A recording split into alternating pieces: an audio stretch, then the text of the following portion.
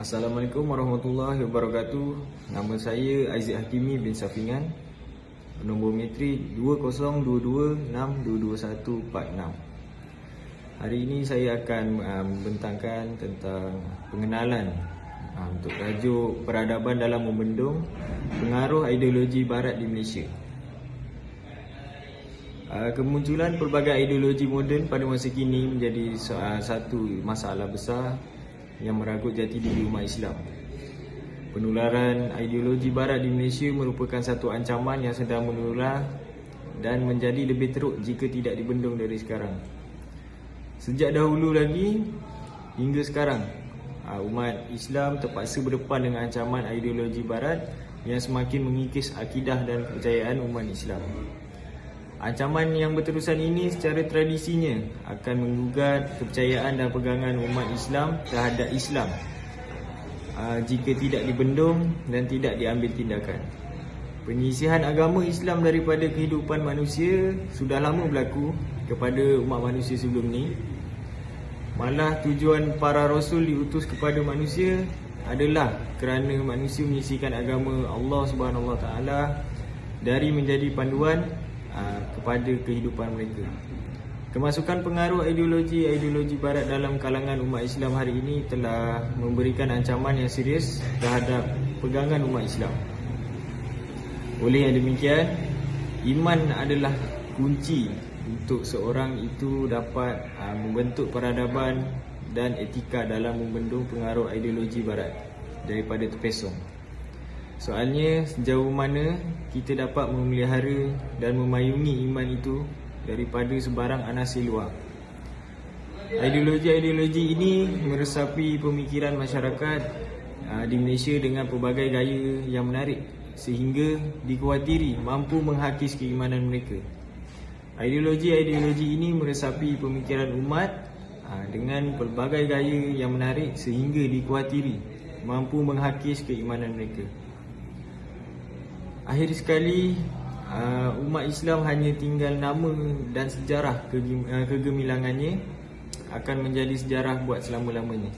Oleh itu, artikel ini dibincangkan oleh kami sekumpulan untuk melihat rupa bentuk sebahagian daripada serangan ideologi tersebut dan sejauh mana kesannya terhadap masyarakat. Hal ini telah dijelaskan oleh firman Allah Subhanahu Wa Taala dalam surah Al-Baqarah ayat 217 yang bermaksud, mereka tidak henti-henti memerangi kamu sampai mereka dapat mengembalikan kamu dari agamamu kepada kekafiran. Itu saja daripada saya. Sekian, terima kasih.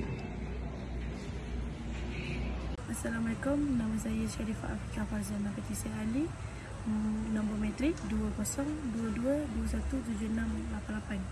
Saya nak menerangkan tentang objektif kajian. Yang pertama, kajian ini secara amnya dilakukan untuk mempelajari peranan etika dan etnologi barat di Malaysia. Yang kedua, kajian ini juga bertujuan untuk menyelidik dan menyelami peradaban dalam membendungi pengaruh ideologi barat di Malaysia.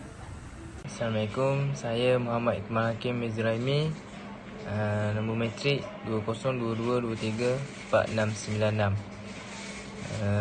Saya ingin membentangkan fakta dan perbincangan. Ideologi barat juga dikenali sebagai Al-Ghazwudi dalam bahasa Arab. Ia adalah satu istilah kontemporari yang amat popular di dalam kalangan umat Islam.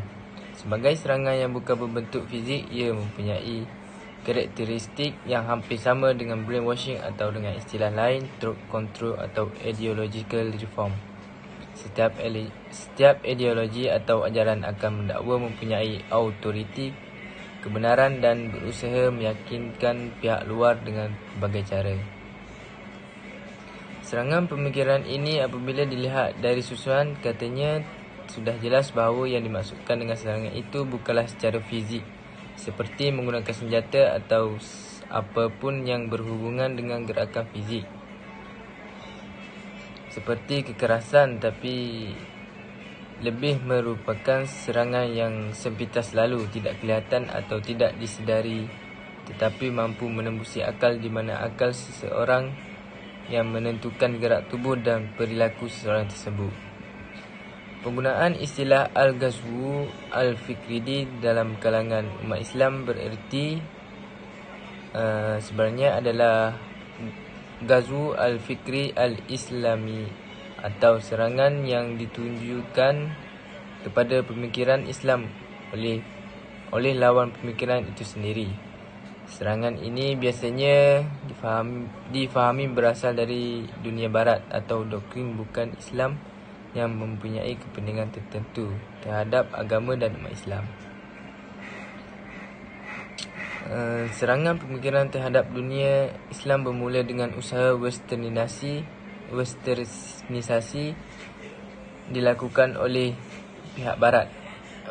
Westernisasi berasal dari perkataan Inggeris westernization yang membawa erti proses pembaratkan sebuah negara. Manakala menurut Hafiz Muhammad Al-Jabari, westernisasi membawa maksud gerakan yang menyeru kepada kebangkitan atas dasar konsepsi barat sehingga mengakibatkan terjadinya proses urbanisasi, modernisasi dan sebagainya. Anwar Al-Jundi menjelaskan bahawa gerakan westernisasi adalah misi lengkap dengan segala sistem, sasaran dan para pendakwahnya. Gerakan ini didukung oleh pelbagai macam lembaga. Yang terpenting adalah orientalisme dan kristianisasi. Gerakan ini menjalankan serangan pemikiran melalui dua jalan, pendidikan dan media massa. Para tokoh gerakan ini mengatakan bahawa umat Islam dan umat Arab memiliki nilai dan tauladan esensial, khususnya mencegah mereka untuk tidak lebur dalam masyarakat bangsa-bangsa lain. Nilai-nilai dan tauladan itu menciptakan kekuatan yang hebat bagi mereka untuk menentang campur tangan asing dan serbuan golongan perampas yang ingin menguasai mereka. Malah antara dua matlamat gerakan westernisasi atau pembarat adalah memaksakan falsafah materialisme yang mengandungi kedengkian, hawa nafsu, angan-angan ateis dan peringatan terhadap segala sesuatu yang tidak terjangkau oleh penglihatan. Berasaskan matlamat ini, pelbagai ideologi dan pemikiran baru yang datang dan Barat dibawa masuk ke dunia Islam, seumpama sekularisme, kapitalisme, nasionalisme, sosialisme dan lain-lain. Ia ditambah pula dengan proses globalisasi yang sedang berlaku di seluruh dunia, maka telah menghasilkan sesuatu perubahan yang agak drastik terhadap pegangan akidah dan pemikiran umat Islam. Dalam konteks kajian ini, serangan pemikiran Barat telah memberi kesan yang mendalam terhadap kepentingan amal perbuatan terhadap kedudukan iman. Maksud, definisi, peranan etika dan peradaban dalam membendung pengaruh ideologi Barat di Malaysia. Menguraikan maksud yang lengkap ialah etika perilaku. Sesuatu itu dapat menunjukkan percakapan atau perbuatan sama ada baik, buruk, sopan atau kurang sopan di mata manusia lain. Hal ini demikian ini menunjukkan pemahaman dan penghayatan hidup setiap manusia terhadap etika itu amat penting dalam meneruskan kehidupan zaman globalisasi pada zaman ini. Islam juga adalah cabang dalam falsafah moral. Sehubungan dengan itu, ianya berhubung kait dengan perlakuan, perbuatan dan percakapan sama ada buruk atau tidak sopan ketika etika seseorang itu dalam mengendalikan situasi atau keadaan yang dihadapi. Etika adalah sifat yang merangkumi setiap umur, agama, bangsa dan negara. Di dianggap sebagai satu peraturan hidup merangkumi gagasan kebudayaan yang terdiri daripada nilai-nilai kebudayaan, norma, kebiasaan, kelembagaan dan hukum adat yang lazim berlaku di sesuatu tempat. Dalam membicarakan kepentingan adalah membentuk budaya Malaysia pada hari ini tentang kepentingan budaya asal yang diubah untuk dijadikan budaya bersama rakyat Malaysia bagi mewujudkan identiti dan peribadi rakyat majmuk yang bersifat seragam. Dalam membicarakan aspek adat yang menjadi penyatu bagi mewujudkan peribadi dan identiti kebangsaan, kita seharusnya mengetahui dahulu berkenaan aspek adat yang menjadi identiti masyarakat yang berbagai di Malaysia. Bagi masa itu, di dalam bahagian masyarakat akan melihat aspek yang mencerminkan identiti 3 kaum utama di Malaysia, iaitu Melayu, Cina dan India. Oleh itu, erti beradat ini bermula dari bab kata pepatah, melutur buluh biarlah dari rebungnya. Assalamualaikum, nama saya Darul Syafnan bin Abdul Aziz, nombor metrik 2022-687124. Hari ini saya ingin membentangkan tajuk sejarah sekularisme di Barat. Sekularisme telah muncul di Eropah bermula di Itali pada abad pertengahan Masihi. Abad ini merupakan detik yang banyak membawa perubahan terhadap perkembangan tamadun Eropah di dalam pelbagai aspek, termasuklah perubahan sikap terhadap nilai keagamaan masyarakat Eropah itu sendiri.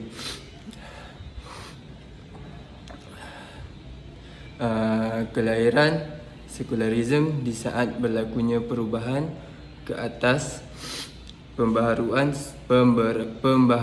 semula ini sememangnya oleh beberapa orang cerdik, pandai dan ahli falsafah Eropah pada masa itu.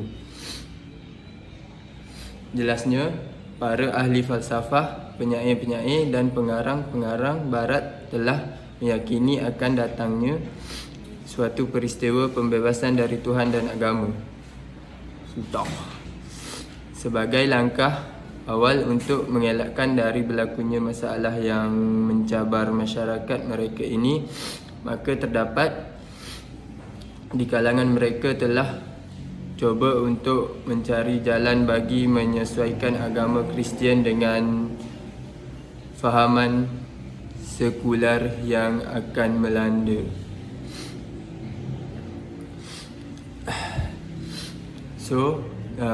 Dengan keadaan yang berlaku sehingga agama telah diselewengkan oleh mereka di Malaysia, ideologi sekularisme secara rasminya mula menyerap masuk ke Malaysia apabila British memperkenalkan sistem residen selepas perjanjian Pagoh 1874 dengan melaksanakan dasar pemisahan pemerintahan dan pentadbiran negara daripada penguasaan sultan atau raja.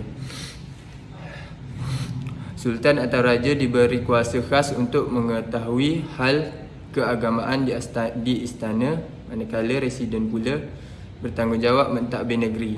Dari sinilah amalan fahaman sekularisme mula menyerap setiap aspek kehidupan masyarakat Malaysia sehingga ke hari ini. Dasar Inggeris ini masih terus dikekalkan dengan pengasingan antara dua kuasa legislatif dan eksekutif. Assalamualaikum, nama saya Haris bin Junaidi, nombor metrik 2022-688852. Saya akan membentangkan tentang konsep dan peradaban dalam membendung ideologi Barat di Malaysia. Konsep etika dan peradaban ini satu persatu masing-masing dengan tersendiri dan kemudiannya melihat kaitan dalam konteks susu masa pra-kolonial, kolonial dan pasca kolonial. Fokus pertama adalah perbincangan ialah pergerakan idea dan amalan etika dan peradaban dunia. Yang kedua ialah terhadap konsep etika khususnya sebelum, semasa dan selepas. Kemudian dikupas pula kesan kefahaman dan amalan konsep etika ketika disemaikan semasa zaman kolonial dan pasca kolonial di luar Eropah. Yang terakhir adalah terhadap konsep peradaban berdasarkan usus masa pra-kolonialisme dan pasca-kolonialisme Timur dan Barat, perspektif agama dan kepercayaan. Banyak ideologi dan pemikiran baru yang datang dari Barat dibawa masuk ke dunia seperti sekularisme, kapitalisme, sosialisme, hedonisme dan sebagainya. Proses globalisasi terhadap ideologi-ideologi seperti ini yang sedang berlaku di serata dunia terikut-ikut dengan budaya hidup kebaratan yang tidak berpaksikan pada landasan yang betul. Seterusnya, cabaran etika dan peradaban. Kelestarian adalah terjemahan dalam bahasa Inggeris iaitu sustainability dan dalam bahasa Latin pula dikenali sebagai sustainer yang bermaksud tahan. Maka secara umumnya kelestarian memberi maksud keupayaan mengekalkan sesuatu atau memastikan kewujudan. Cabaran etika dan peradaban dibahagi kepada 3 iaitu cabaran ekonomi. Cabaran ekonomi secara tidak langsung memberi kesan kepada etika dan peradaban manusia. Dalam perspektif kedua-dua tokoh barat iaitu Maslow dan Kohlberg, etika tinggi berlaku apabila seseorang itu bebas daripada kepentingan peribadi dan pihak lain. Bagi cabaran sosial pula, cabaran sosial juga memberi impak kepada pembangunan etika dan peradaban dalam konteks pembangunan sosial. Perkara yang tidak boleh diketepikan ialah dari segi agama. Dari perspektif perkembangan tamadun, seseorang manusia yang mempunyai pegangan kepercayaan atau agama memberi atau mempunyai sumbangan yang besar. Akhir sekali, cabaran alam sekitar. Etika dan peradaban juga berkait rapat dengan alam sekitar yang bersih dan selamat, memberi gambaran bahawa penduduk atau masyarakat mengambil berat akan perniagaan dan pemeliharaan alam sekitar. Okey, dah. Sebenarnya etika dan peradaban dalam membendung pengaruh ideologi Barat di Malaysia. Cara yang pertama ialah pihak kerajaan dan NGO perlu mengadakan halaqah-halaqah Al-Quran secara percuma kepada seluruh umat Islam tanpa mengira kedudukan, bangsa, dewasa, kanak-kanak dan sebagainya. Contohnya, pihak kerajaan boleh mengadakan majlis ilmu di masjid supaya umat Islam dapat menimba ilmu dengan mudah. Mereka yang berkelulusan agama memperuntukkan masa untuk umat Islam agar lebih memahami dan cuba mengamalkannya dalam kehidupan Islam yang sebenar berdasarkan panduan Al-Quran. Cara yang kedua adalah umat Islam hendaklah menguasai segala ilmu dan prinsip-prinsip Islam supaya mereka tidak terjerumus dengan perkara yang bertentangan dengan kehendak Islam.